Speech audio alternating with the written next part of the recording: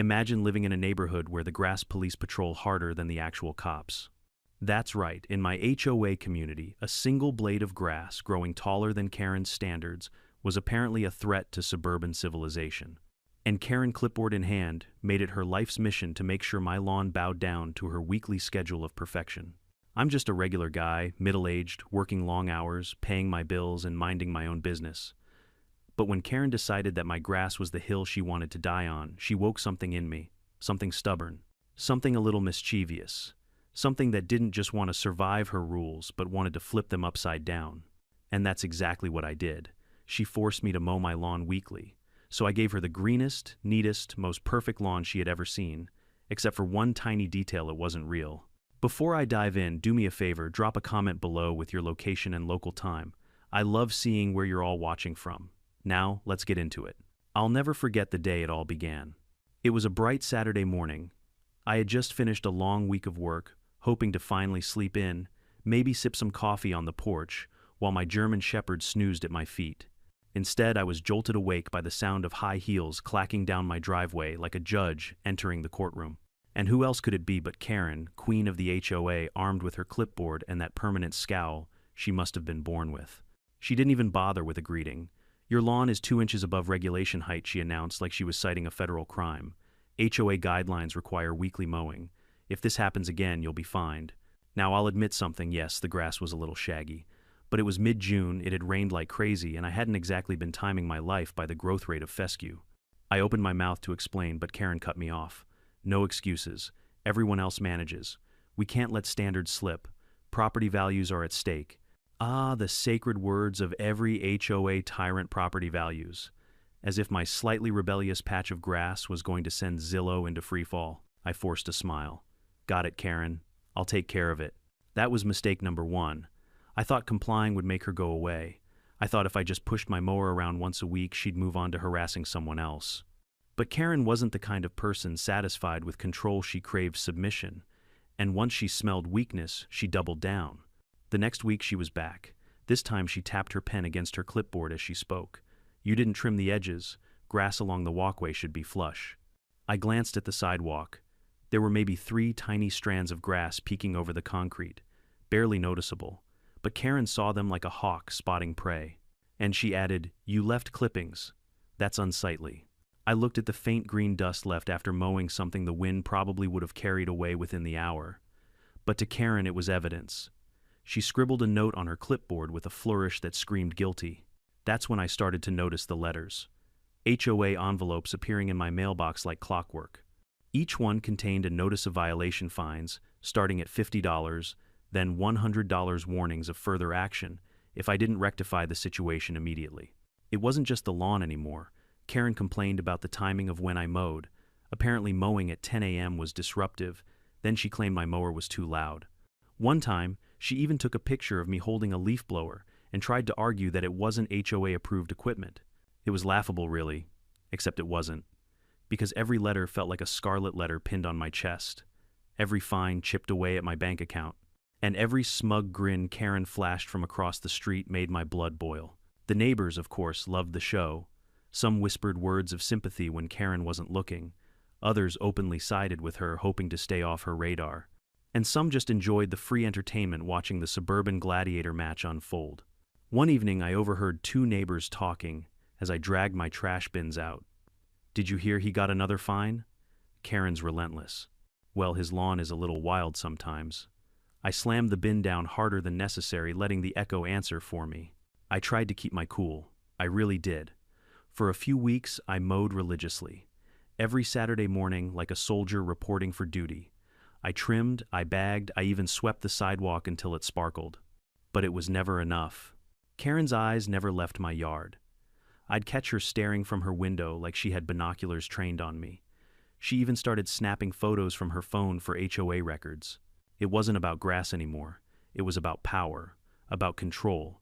And I was the perfect target, the guy who initially played along, the guy who didn't fight back. But here's the thing, Karen didn't know. I might have patience, but I also have limits.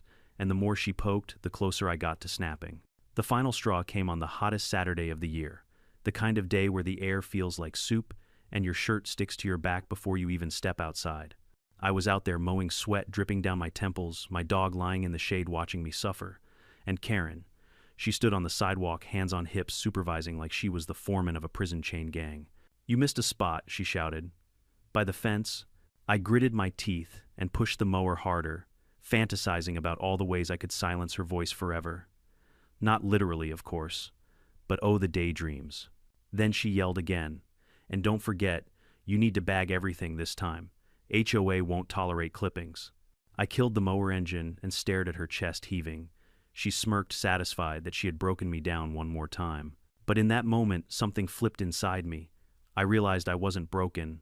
I was done. That night, as the sun set and the cicadas buzzed, I sat at my computer and typed 2 words into the search bar: artificial grass. And what I found changed everything. The pictures showed flawless lawns, perfectly green, year-round, immune to droughts, weeds, and most importantly, lawn police. I scrolled through product descriptions, reviews, even HOA legal forums. And that's when I discovered it, the loophole. Nowhere in our HOA bylaws did it say lawns had to be natural. They just had to be green, well-maintained, and consistent with community standards. Artificial turf checked every box, and better yet, some counties actually encouraged it for water conservation. I leaned back in my chair, grinning like a mad scientist who had just discovered fire. Karen wanted perfection. Oh, she was going to get perfection. She forced me to mow every week, but I was about to make sure I'd never mow again. And the best part, there wasn't a single thing she could do about it. If you've ever dealt with a control freak, you know one thing: once they taste power, they don't stop. And Karen, she was like a shark that had smelled blood in the water. The second she realized she could rattle me with her lawn obsession, she doubled her efforts. At first, I thought maybe she'd gotten her fix and would move on to someone else, maybe nitpick the neighbor who painted their shutters the wrong shade of beige or the family down the street with the squeaky trampoline. But no. Karen's spotlight stayed locked on me like I was the star of her personal reality show, Keeping Up with the Grass Offender. And I swear she was everywhere.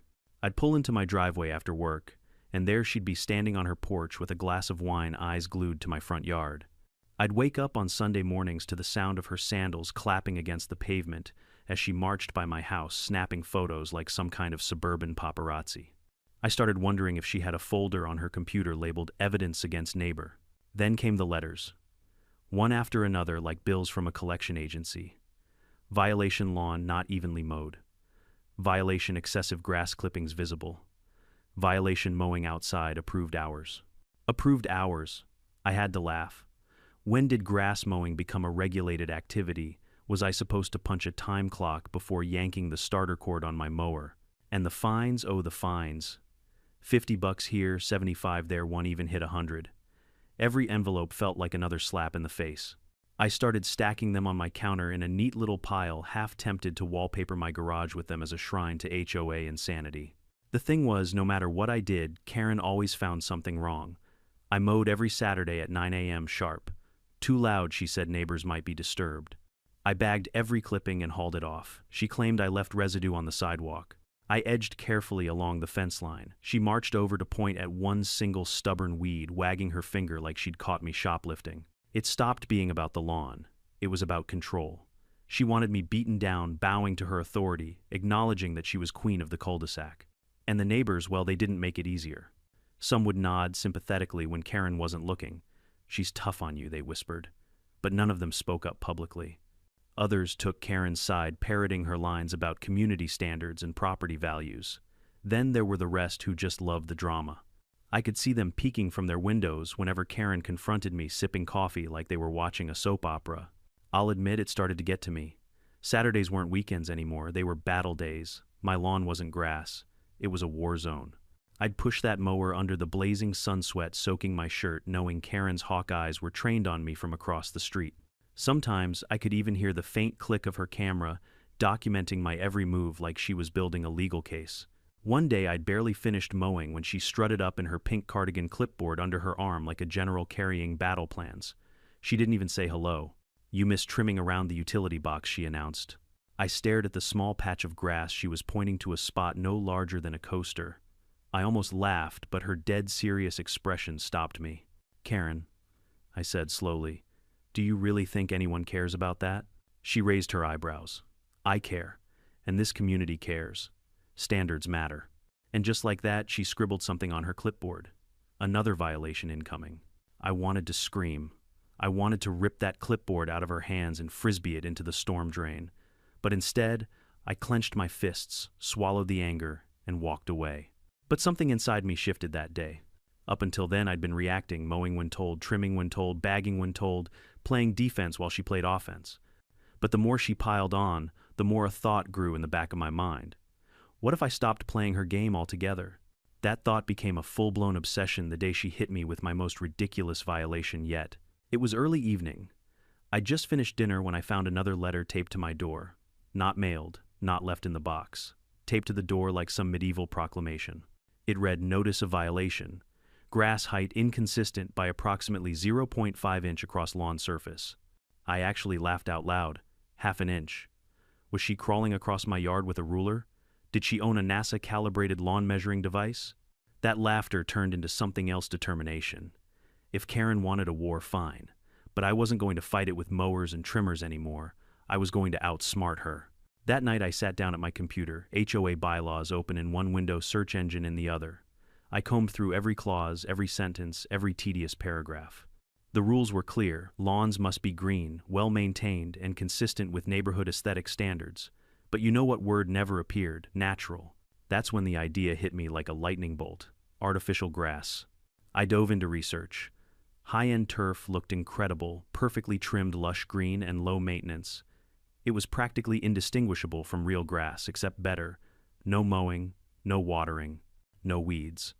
And the kicker, not a single HOA rule banned it. In fact, some cities were encouraging it to save water. I scrolled through reviews, photos, installation guides. The more I read, the bigger my grin got.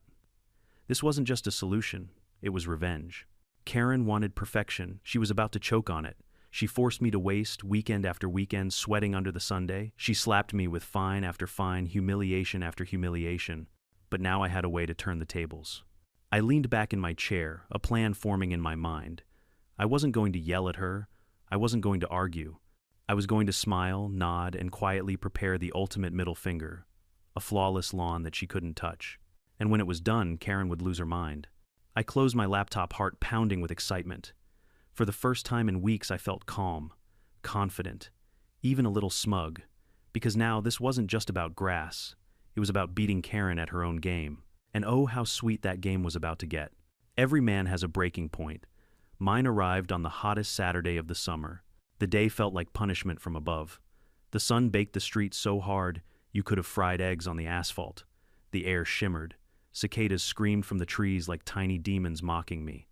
And there I was, trudging behind my mower yet again, sweat dripping into my eyes, shirt plastered to my back lungs, heaving with each push. I'd been out there barely 15 minutes when I heard it, that voice. That smug nasal nails on chalkboard voice that haunted my weekends. "You missed a strip." Karen, of course. She was standing on the sidewalk in her wide-brimmed sun-hat pink cardigan, despite the heat, and clipboard under her arm like she was the sheriff of Lawn County. One hand shaded her eyes, while the other pointed at a patch of grass by my fence, a patch so small I could have covered it with my shoe. I shut off the mower. The sudden silence was deafening, broken only by cicadas and Karen's sharp inhale like she was preparing for her next attack. "You'll need to bag the clippings this time," she added. "HOA won't tolerate debris. And don't forget the edges. Last week's trimming was substandard." That word, substandard, she wielded it like a sword, slicing my patience in half. I gripped the mower handle so tight my knuckles turned white. I could feel my pulse in my temples. Every insult, every fine, every smug grin from across the street piled on top of me until I thought I'd explode. I walked toward her slow and steady mower, forgotten behind me. My dog, lounging in the shade, raised his head as if sensing the storm brewing. "Karen," I said, voice low but shaking, "do you have any idea how insane this is? It's grass.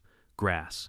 It grows. I cut it. That's life. You want perfection? Go to Disney World." She blinked, momentarily thrown off by my tone, but then her lips curled into that familiar smirk. "Rules are rules," she said. "If you can't handle them, maybe this isn't the right neighborhood for you." And just like that, she turned her back and strutted away, heels clicking on the pavement, leaving me standing there fuming like a man about to combust. That was the moment I broke.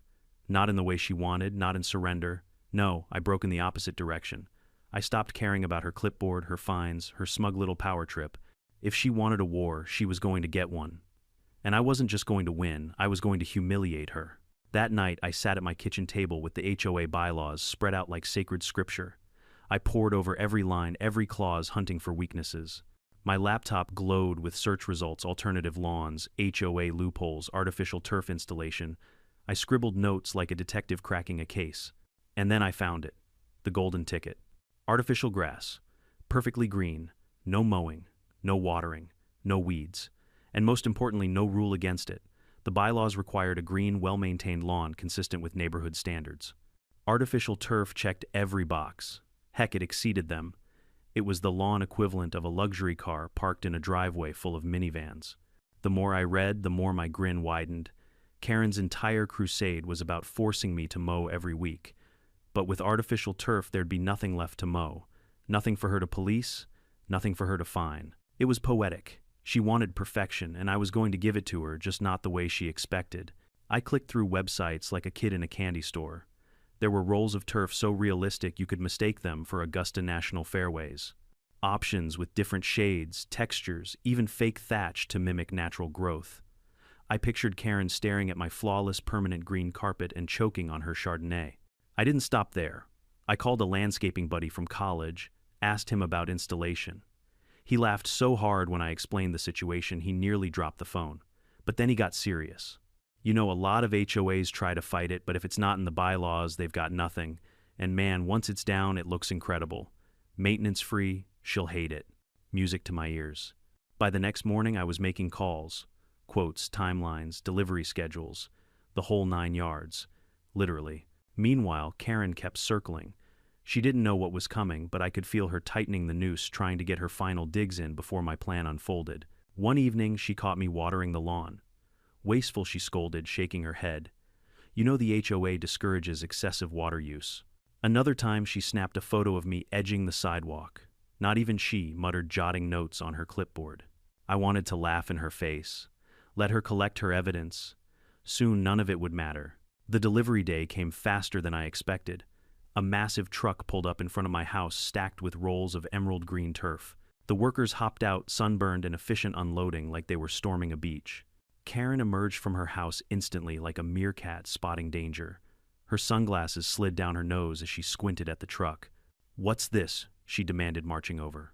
"Lawn upgrade," I said, casually, sipping from a bottle of water like it was the most normal thing in the world. Her eyes narrowed. "That doesn't look like sod." "It's better than sod," I replied. "Maintenance-free, perfectly green, year-round beauty." She gasped, horrified. "You can't. That's not allowed."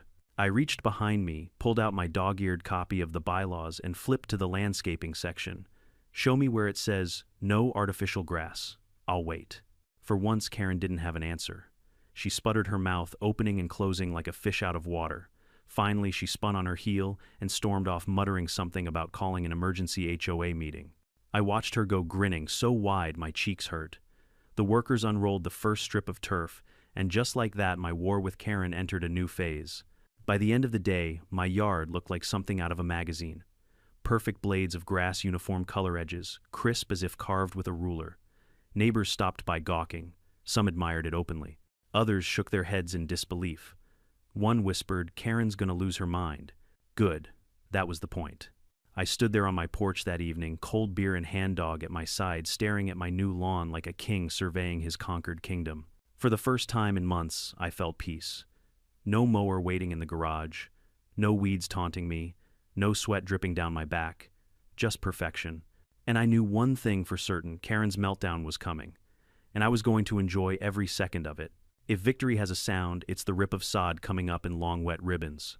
By 8 a.m., a crew of 4 was carving my yard like surgeons, box cutters, flashing spades, popping roots, wheelbarrows squeaking toward a dumpster that swallowed my old grass whole. Each scoop felt like deleting one of Karen's emails from my life. The foreman, a sunburned guy named Luis with mirrored shades, walked the grid with spray paint, snapping chalk lines as if we were laying a runway. I leaned on the porch post with my coffee and watched my weekends get returned to me. The spectacle drew people. First, Mrs. Patel jogging stroller and all slowing to a stop. Then Trevor from 2 doors down, beer already in hand because Trevor's clock runs on tailgate time. A middle school bike gang arrived, circling the driveway like vultures. And right on cue, the cul-de-sac gasered open and out popped Karen's sun hat cardigan clipboard like a prairie dog smelling dissent. She came briskly, planting each heel like a stamp of authority. What exactly is happening here? She demanded, eyes locked on the rolls of emerald turf stacked like artillery shells. Renovation, I said, easy smile. Upgrading to a lawn that respects my time. That's not sod, she snapped. Nope, I said. It's better. Luis popped by with a measuring wheel. We'll get the subgrade to 2 inches, compact to 90%, then infill. Clean as a hospital floor. Karen recoiled as though he'd proposed paving over a national park. You can't just replace the lawn with carpet. See, that's the thing, I said, pulling the bylaws from my back pocket. The word carpet never appears, nor artificial, come to think of it. I flipped to Landscaping and Aesthetics section 6.1. Quote, all visible yard areas must be green, well-maintained, and consistent with neighborhood standards. No mention of biological requirements. Her nostrils flared, clipboard up, pen primed. I'm calling an emergency meeting. Terrific, I said. Call everyone. They can watch. Luis chuckled and motioned his crew forward. They laid a geotextile membrane like a magician's handkerchief, then poured base rock crushed granite that rasped like 1,000 tiny rebellions. The plate compactor roared to life, and the ground trembled, each pass flattening the earth into promise. The kids cheered. Trevor burped approvingly. Mrs. Patel filmed vertical video because of course she did. 20 minutes later, reinforcements arrived. Marjorie, the HOA president, in a visor as sharp as her haircut. Doug, treasurer, whose personality could be expressed as a spreadsheet. And 2 board members who looked like they'd wandered off a golf course. Karen marched at their head like a prosecuting attorney. Good morning, I said, as if hosting. Welcome to the 21st century. Marjorie's eyes scanned the scene tactical. We've received concerns. She glanced at Karen, who nodded as if she'd personally received a vision from the Department of Aesthetics. We need to ensure compliance. I had anticipated this moment so precisely that it was almost boring. Of course, I offered my marked-up copy of the bylaws. Please identify any clause I would violate when this installation is complete. Doug adjusted his glasses and began reading, lips moving. One of the golf guys prodded the turf roll with a shoe as if it might bite. Karen cut in. Artificial grass is tacky. It lowers property values. Trevor snort laughed. Lady, his lawn is going to look like a golf commercial. Marjorie frowned at him. Residents not on the agenda may not comment. Technically, we're standing on a public sidewalk, I said. No agenda required. Also, I slid over a printout the county's drought ordinance. The county encourages hardscaping and synthetic turf to conserve water, provided it visually matches natural lawns. Marjorie skimmed. Even she couldn't ignore a seal-stamped PDF. She pivoted to process mode. Installation must include proper drainage and be maintained free of debris. Luis, bless him, held up a perforated pipe like a trophy. French drains along both sides. Slope to the street. We do rain like Vegas fountains. Also, I said, sweeping an arm toward my neighbor's patchy crabgrass, I humbly submit this plan improves neighborhood standards. A few spectators failed to stifle laughter. The golf guys stopped pretending to be neutral. One murmured, "Man, that's going to be slick." Karen bristled. "This is an aesthetic community. Plastic grass is an insult." Synthetic turf, I corrected gently. High-grade polyethylene with UV stabilization. Feels like the real thing lasts 15 years. Want to touch it? I peeled back the edge of a roll and let the blades whisper in the breeze. She recoiled. "I will not pet your fake lawn." "Your loss," Trevor said already, barefoot and testing samples like a cat in catnip. Marjorie exhaled slowly. "We'll observe. If once complete it fails to meet standards, we reserve the right to order remediation." "Fair," I said. "Measure me once I'm done." Karen sputtered, betrayed. Marjorie. But the president had seen the ordinance. She knew a losing battle when it waved in her face like a flag. With the peanut gallery on pause, the installation turned balletic. The crew rolled the first sheet emerald sliding over silver fabric in a clean unfurl that silenced the street. Luis knelt, running his hand backwards through the fibers. The blades rose with a satisfying shift like a crowd standing to applaud. They seamed edges with precision, tucking a hidden stitch every few inches, then brushed silica sand into the pile with push spreaders coaxing the fibers to stand upright in unison. The compactor hummed again, gentle this time, and the turf settled into place like it had grown there, like it had always been there, like Karen's reign had been a fever dream. And this was the awakening. Neighbors drifted closer onto the sidewalk into the shade of my maple. Questions floated like pollen. "Does it get hot?" "About as much as concrete," Luis said. "We'll mist on heat waves. You can also use T-Cool infill." He opted in. "Do you have to mow it?" Trevor answered for me deadpan, "only with a toy mower." Do dogs ruin it? I whistled. My German shepherd trotted out and flopped dramatically. He rolled, stood, shook, and looked 10% prouder than normal. He approves, I said. We'll hose once a week. Easy. I offered lemonade. Marjorie took a cup. Karen did not. She stood half a step back, arms folded so tight her knuckles went pale, watching perfection assemble itself without her permission. For a tyrant of grass, this was a slow-motion coup. By noon, my entire front yard was finished. Crisp seam lines, invisible edges tucked under steel bender board that clicked like punctuation. The curb strip, too, formerly a weed museum, now a runway of green. Luis misted everything. The blades glistened like dew without the trouble of dawn. That's when the white SUV rolled up. City code enforcement. Karen had called in bigger guns. A man in a sun-faded uniform stepped out, clipped a badge to his belt, and took off his hat. Afternoon, he said calmly. We got a report about lawn materials. Of course you did, I said. Would you like to see my permit? I handed him a folder. Replacement of landscape, no irrigation added drainage maintained per county water conservation ordinance. He flipped through nodding. Looks good. We mostly care about runoff tripping hazards at the sidewalk, and whether it's, he smirked, lime green AstroTurf from 1973. I gestured. We went with classy golf course, not mini-golf pirate ship. Luis tapped the seam with his shoe. Drainage channels here and here, slope verified. He handed over his contractor's license and insurance. The officer glanced, nodded again. Karen tried one last volley. But property values? He shrugged. Not our department. He tipped his hat at me. Looks nice. Have a good one. When he left, a cheer actually went up, small but real. It rattled Karen. She looked around like a queen, discovering she'd lost the room. I seized the moment. Karen, I said, keeping my voice kind the way you do, when you remove a splinter from a child, you wanted a well-maintained green lawn that honors the neighborhood. Look, I swept my arm across a flawless field. This is the most compliant thing on this block. She swallowed. Her eyes were bright with a cocktail of fury and disbelief. This sets a dangerous precedent. Of beauty, I asked. Marjorie set down her empty cup. We'll put synthetic turf guidelines on next month's agenda, she said. Face neutral, but voice resigned to reality. Meanwhile, welcome to the modern era. Karen pivoted so fast her hat nearly left orbit. She strode home without another word, a retreat that felt less like walking and more like a surrender ceremony. We finished with ceremony of our own.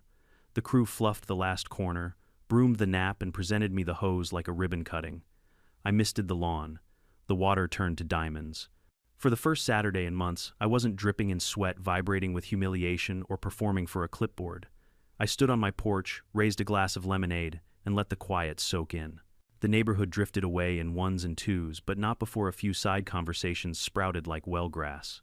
Do they do backyards? Is there a pet-friendly option? How long's the warranty? I answered what I knew, and sent the rest to Luis, who distributed business cards like confetti at a parade. Late afternoon, when the street turned gold, I took off my shoes and stepped onto my new reality. It gave underfoot springy as early June. My dog galloped a lazy circle, then collapsed with a sigh that said, finally, this guy gets it. I lay back beside him and looked at the sky. It felt like reclaiming a piece of my life I didn't realize I'd leased to someone else. Across the street, Karen's blinds twitched. For a second, I saw her face there, pale, pinched, calculating. I gave her a friendly wave, then set a tiny plastic mower at the edge of the porch like a lawn gnome with a punchline. Just in case she missed it, I added a small note on a stake near the curb, weekly mowing handled. Petty, sure. But after months of pettiness weaponized against me, it felt like balancing a ledger. That night, the lawn glowed ghost green under the porch lights. My phone buzzed with texts, a neighbor asking for the contractor's info, my buddy sending a gif of a victory dance, an unknown number with a single message, "This will not stand." I didn't need a signature to know whose thumbs had fired that off. I smiled, muted the thread, and set my alarm for nothing. Sunday morning would arrive without the roar of a mower, without the lecture from the sidewalk, without the ritual humiliation. Karen had forced me to mow weekly, so I deleted mowing from my life. And tomorrow she'd realize just how permanent that deletion really was. It didn't take long for the meltdown to begin. By Monday morning, I already had 2 voicemails, both from Karen, both frantic. The first was clipped, almost businesslike. "This is a violation. We will not tolerate synthetic materials in this community. Expect fines." The second, recorded barely 3 hours later, sounded like she'd gone full banshee. This neighborhood will not be turned into a circus. Rip it out or else. I didn't call back. Instead, I brewed a second cup of coffee, opened my front curtains, and enjoyed the view of my flawless emerald lawn gleaming in the sun like a crown jewel. That evening, I noticed a gathering across the street, Karen's house. A half-circle of folding chairs set up in her driveway, HOA board members fanning themselves with manila folders, neighbors trickling in with curious eyes. She'd called an emergency meeting. Of course she had. I grabbed a lemonade, dragged a chair onto my porch, and sat down to watch. If she wanted a show, I'd give her an audience. Karen stood at the front of her driveway like a televangelist, arms spread wide clipboard, replaced with a stack of papers that looked suspiciously like printed-out Google results. This, she declared, pointing across the street at my house, is a travesty, a plastic mockery of our community standards. If we allow this fake grass, what comes next? Plastic trees, inflatable houses. A ripple of murmurs went through the crowd. Some shook their heads in agreement. Others, though, glanced at my yard with something dangerously close to admiration. One neighbor, a mom wrangling two toddlers, raised her hand timidly. But it does look nice. And honestly, I wouldn't mind not mowing every week. Karen's jaw dropped. Nice, nice. It's an abomination. I sipped my lemonade and waved. Thanks for noticing, Jenny. Always happy to inspire. A couple of chuckles slipped out before Karen silenced them with a glare that could have curdled milk. Marjorie, the HOA president, cleared her throat. She wasn't the type to enjoy drama, but she had a duty to maintain order. Karen, have you confirmed whether artificial turf violates any bylaw? Karen flipped through her stack of papers. It doesn't matter if it's written down. It's implied lawns are supposed to be natural. That's the spirit of the rules, Doug the treasurer adjusted his glasses. Spirit isn't legally enforceable. Karen whirled on him. Don't you dare undermine me. But Doug was already muttering something about water savings and reduced maintenance costs as he stared longingly at my lawn. I decided to twist the knife. I strolled over with my copy of the bylaws, flipping it open to Section 6. Green, well-maintained, consistent with neighborhood aesthetics. Check, check, and check. I tapped the page. If anything, my yard exceeds standards. Karen, you should be thanking me. Her face turned crimson. You smug little Marjorie, cut her off. That's enough. This is an HOA matter, not a personal vendetta. But it was a vendetta, and everyone knew it. The longer the debate dragged on, the more I saw heads turning my way. People whispered about water bills, about how nice it would be to spend weekends at the lake instead of behind a mower. One guy even muttered, hell, I might get one too. Karen heard it. Her eyes darted around, panic blooming. The power she'd clung to so tightly was slipping through her fingers, blade by blade of artificial grass. This man, she shouted, stabbing her finger at me like I'd committed treason, is destroying our way of life. I grinned. If your way of life depends on me sweating in 90-degree heat every Saturday, maybe it deserves to be destroyed. That got laughs. Real open laughs. A sound Karen hadn't heard in a long time, laughter at her expense. The meeting devolved. Karen stomped, shouted, waved her papers like a flag of war. When logic failed, she went for theatrics. You're all blind, she shrieked. It's fake. It's all fake. To prove her point, she stormed across the street, heels stabbing the asphalt, and bent down to yank at my turf. She pulled. Nothing. She clawed at the edge with her nails, grunting like she was wrestling a wild animal. Still nothing. Finally, in a fit of desperation, she kicked off her heels and lay down on the grass, rolling side to side, flailing, shrieking, "See, plastic, plastic!" The neighborhood erupted. Kids pointed and laughed. Adults pulled out their phones, capturing every second. Even my dog joined in, barking happily at the unexpected show. I leaned over the porch rail. Careful, Karen, you'll crease it. She froze hair, wild blouse smeared with silica infill. The humiliation was complete. By the next morning, the video was everywhere. Text threads, Facebook groups, even a couple of TikToks with titles like HOA, Karen versus Fake Lawn, who wins, spoiler, not her. Her reputation nosedived. Neighbors who once cowered under her watchful eye now smirked when she passed. Some even asked me privately about turf installers. A quiet rebellion had begun. The HOA board, sensing the shift, distanced themselves. Marjorie sent out an official statement. The board finds no current violation of community bylaws regarding synthetic turf. Translation, we're not touching this with a 10-foot pole. Karen, though, didn't let go easily. She fired off more letters, threatened to sue, even claimed my lawn caused glare that endangered drivers. Each attempt was weaker than the last. Each time I countered with calm logic, county ordinances, and the undeniable fact that my lawn looked immaculate. It drove her crazy. and every sip of lemonade on my porch tasted sweeter for it. One evening, about a week later, I set out 2 chairs on the lawn, invited a buddy over. We sat barefoot on the turf, clinking beers, watching the sunset while my dog sprawled across the fake grass like a king on his throne. Karen peeked through her blinds. I saw the flicker of her silhouette twitching with rage. "Beautiful night," my buddy said. "Perfect," I replied, and I didn't have to mow once. That was the beauty of it. She could scream, threaten, even roll around on my lawn like a toddler mid-tantrum. But at the end of the day, the grass stayed green, the fines stopped coming, and her power was gone. And for me, my Saturdays were mine again. Karen's meltdown was spectacular, but the war wasn't over yet. I knew she'd come back with one last desperate move. People like her don't fade quietly. They go out swinging. I just didn't know how wild her final attempt was going to be. Karen didn't retreat. She regrouped. By Wednesday, a letter slid under my door like a ransom note. Emergency rule. Change synthetic turf prohibited. Below, in smaller print, immediate compliance required. Removal within 10 days or daily fines will accrue. 10 days. She wanted me to rip up a multi-$1,000 installation because she decided green should only grow one way. I read it twice, then a third time, and smiled. Because while Karen had spent her week practicing outrage, I'd spent mine practicing law well, the HOA version of it.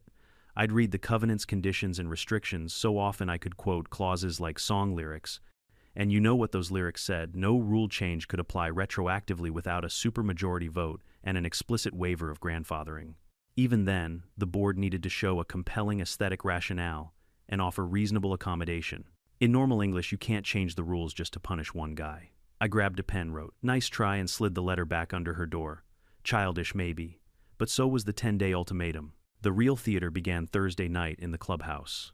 Fluorescent lights hummed, stackable chairs formed tense rows, a poster board up front screamed, "Emergency meeting landscape crisis," as if a botanical hurricane had blown through. People packed the room, curious neighbors, the entire board, Karen vibrating behind the table like a chihuahua with a subpoena. Marjorie, the president, called us to order. "We'll hear from compliance first." Karen sprang to the microphone. "Ladies and gentlemen, what you see across from my house," she jabbed a finger, "in my general direction, is a plastic travesty eroding our values. Our bylaws intend natural lawns. We must act swiftly to ban synthetic turf and protect property values." She slammed down a stack of printouts, Zillow screenshots, articles with headlines like "Tacky Turf Ruins Neighborhoods," all from blogs with names like Verdant Purity. I kept my face still and waited. It took discipline not to grin. Doug, the treasurer, cleared his throat. "Before we discuss, I want to confirm the process. An emergency rule," Karen cut in. "We can pass tonight and force removal. He has 10 days. A murmur rose. 10 days sounded like violence disguised as paperwork. Marjorie frowned. "Karen, we must observe procedure, public comment, then the board deliberates." The mic came to me during public comment. I stood, held up my folder labeled exhibits, and let the room settle. "Exhibit A," I said, sliding copies onto the table. "County Drought Ordinance 12.403. It encourages water-wise landscaping, including synthetic turf, provided it is visually consistent with natural grass. My installation meets those standards." The county inspector already visited and approved drainage. He literally said, "Looks nice." A wave of chuckles. Karen's jaw tightened. "Exhibit B," I continued, "our own CC&Rs. Section 6. Green, well-maintained and consistent with neighborhood aesthetics. No mention of biological. Section 11.3. No rule change may be retroactively applied without a 75% supermajority and expressed waiver of grandfathering. Section 11.5. Any change must be reasonable, not punitive. I installed in good faith under the current rules. Doug leaned in reading. He nodded just once, but it counted. I set down Exhibit C, a letter from the county's sustainability office. They're featuring pilot yards that reduce water use. Apparently I let the sentence hang. I made the list. I held up the email with a little county seal and a line that said, "Rebate approved. A check is on the way." That rustle, that was the sound of a room deciding it liked the sound of rebate checks. Karen lunged for the mic. "Rebates don't matter. It's about the spirit of the community." Exhibit D, I said, raising my voice just enough, is about the spirit. It's video of Karen rolling around on my lawn screaming "plastic" while children laugh. Laughter rippled. Even Marjorie bit the inside of her cheek. "It's gone mildly viral," I added, "which frankly lowers property values more than my lawn ever could." Karen flushed so crimson I worried she might combust. And Exhibit E, I said, laying down the last item, is a conflict of interest disclosure, or rather the absence of one. The room stilled. I looked at Karen, then at the board. It turns out Karen's brother owns Elite Evergreen Mowing LLC, the company that holds our HOA's common area mowing contract. A contract renewed 2 months ago with Karen as compliance chair, recommending more frequent cuts due to community standards. A gasp traveled the room like a breeze. Heads turned toward Karen. Marjorie's eyes sharpened. Doug's pen froze mid-scratch. Karen sputtered. That's irrelevant. He's the best price. I placed 2 invoices on the table. Except the best price isn't once you add the compliance surcharge. He bills the HOA for extra inspections. Inspections Karen orders. Inspections that somehow always result in more mowing. Silence. The uncomfortable, heavy kind. Then whispers. Then louder whispers. People shifting, frowning, doing fast math in their heads. I finish gently. I don't care who cuts the common areas. But it seems odd that the person pushing weekly mowing rules also funnels paid inspections to her brother's company. And now she wants to ban the thing that would permanently reduce mowing. It wasn't a mic drop. It was a mic float, quiet and precise. And it landed. Karen reached for indignation but found none left. You can't. This is character assassination. Marjorie's voice was crisp. It's a potential conflict. We will address it. The room felt different now. Gravity had shifted. I sat down, and for the first time since this war began, I felt the board's gaze soften my way, not harden. The deliberation began. Doug started with the numbers: water savings significant. Maintenance cost homeowner, not HOA. Visual consistency high as installed. One of the golf guys admitted he'd gone over to touch the turf, and it felt expensive. That word hung in the air, and a dozen homeowners silently pictured their Zillow estimate climbing a notch. Marjorie took a breath. I propose we draft a formal policy. Synthetic turf is permitted with standards, pile height, color range, edging, drainage. Applications reviewed by the Architectural Committee. Existing installations that meet or exceed standards are grandfathered. A beat. All in favor, hands rose, board members first, then, as if by reflex, some in the crowd. Karen kept her hands in fists. Opposed only Karen. Motion carries, Marjorie said. Applause, polite at first, then freer. Relief loosened shoulders. Neighbors turned, gave me small nods. Trevor from the back let out a celebratory whoop and was shushed, which only made it better. Karen stood very still. Her eyes glittered with that particular heartbreak of a toppled petty tyrant. Not the loss of a cause, but the loss of leverage. She glanced at Marjorie. You're making a mistake. He's undermining me. Compliance isn't personal, Marjorie said. It never should have been. Karen reached into her bag, pulled a manila folder, and slapped it down. Then, I'm filing formal charges.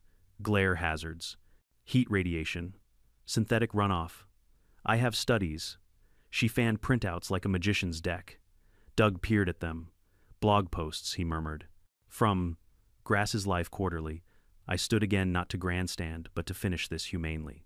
Karen, I get that you care about the look of the neighborhood, but this started as you forcing me to mow weekly.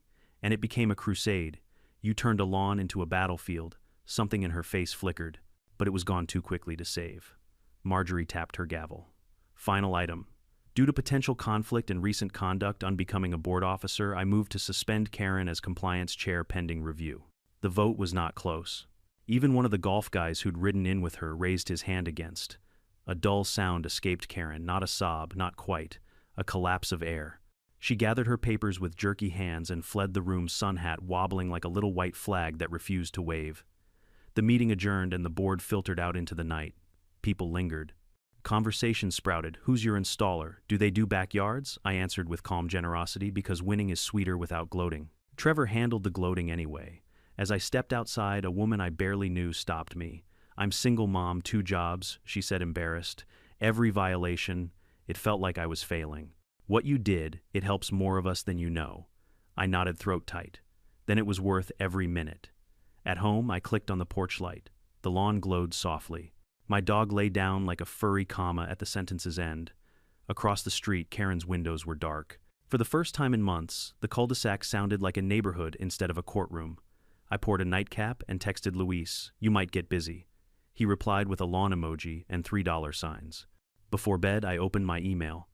The county had followed up a photo request for their conservation feature, plus a line asking if the HOA would be interested in partnering on a water-wise community pilot. I forwarded it to Marjorie with a simple note: happy to help, no revenge post, no victory lap, just the delicious quiet of a war ended by paperwork and patience. Of course, stories like this never end with a single gavel. Power doesn't evaporate, it looks for cracks. And people like Karen, they hate silence. They need one last scene, one last scream into the void. I should have known she'd save her biggest swing for the very end. For the first time in months, Saturday morning felt like mine again. No mower roar, no clipboard knocking on my door, no sweat dripping down my temples as Karen supervised from the curb like a foreman. Just quiet. I brewed my coffee, stepped onto the porch, and stared at my lawn, flawless, glistening evergreen. My dog bounded out, rolled twice, and stretched out like a lion in the Sunday. Across the street, Karen's blinds twitched. I almost waved. Almost. But I figured I'd let the silence torment her instead. The HOA board had spoken. The bylaws had spoken. The county had spoken. Everyone but Karen had moved on. The neighborhood started shifting. Slowly at first, like a tide turning. Mrs. Patel, the mom with the jogging stroller, stopped by one morning. I called your installer, she said, smiling sheepishly. They're coming next week. I can't keep mowing with the kids. Thank you for, showing us it's possible. I grinned. Welcome to the resistance. Then Trevor, beer in hand, as usual, announced backyard turf, pudding green. Already booked. Within weeks, 2 more houses had joined the synthetic revolution. My once radical yard was suddenly a trend. Karen must have been choking on her herbal tea every time she saw another roll of turf delivered. She tried one last time to rally the troops. I saw her flyering mailboxes with dramatic warnings. Fake lawns cause cancer and synthetic grass lowers property values by 40%. She even quoted some blogger named Green Guy 77. Nobody bought it. In fact, some of the flyers ended up taped to lampposts with doodles, big cartoon speech bubbles that said "Plastic Panic" with Karen's name scrawled underneath. Her credibility had collapsed. The woman who once terrified neighbors into silence now couldn't scare them into recycling her flyers. I'll admit it, I couldn't resist one last jab. One Friday evening, I placed a tiny plastic mower on the edge of the lawn right near the curb. Next to it, I stuck a little sign that read "Weekly Mowing Handled." It was childish, petty, and absolutely glorious. By the next morning, kids were laughing at it, neighbors snapping photos. Even Marjorie, our HOA president, stopped by on her morning walk. She shook her head but couldn't suppress a chuckle. "You're impossible," she said. "Just staying compliant," I replied. Karen didn't say a word. But her blinds slammed shut so hard it echoed. One evening, about a month after the big showdown, I came home late from work. Karen was outside, standing by her mailbox. Her posture was different, no clipboard, no smug tilt to her chin. Just a tired woman in a wrinkled cardigan. For a moment, I almost felt pity. She looked at me, eyes flicking to my yard, then back. "You think you won," she said softly. Not the shrill tone I was used to. This was something else. "I didn't want a war, Karen," I answered honestly. "I just wanted to be left alone." She opened her mouth, then closed it. Her gaze dropped to the asphalt. "Rules keep things orderly. Without them, people do whatever they want." "Sometimes order isn't worth the misery," I said. She didn't reply. Just shuffled back inside door, closing quietly. For the first time, there was no slamming, no stomping, no dramatic exit. Just retreat. After that, life in the neighborhood calmed. Kids played in yards without fear of Karen's whistleblowing. Families lingered on porches instead of hiding behind blinds. People actually smiled at board meetings again. The HOA even leaned into the change. With the county's help, they launched a water-wise community pilot program, putting our little neighborhood on a map for once. Rebates rolled in. Marjorie bragged about it in the newsletter like it had been her idea all along.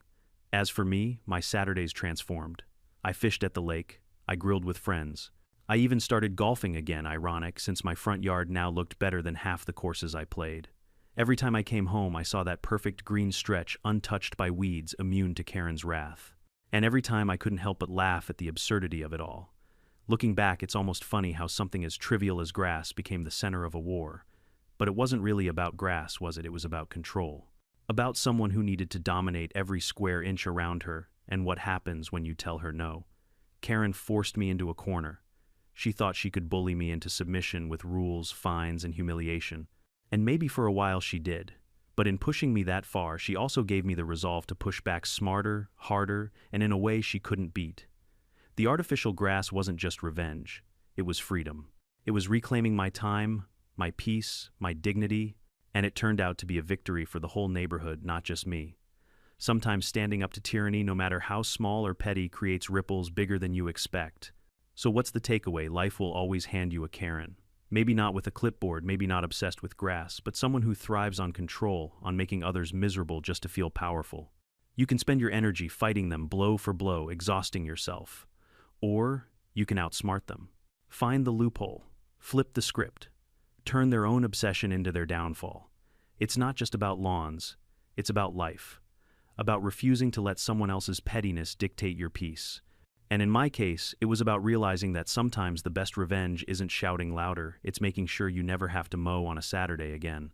So to everyone watching, if you've ever had your own Karen moment, I want to hear it.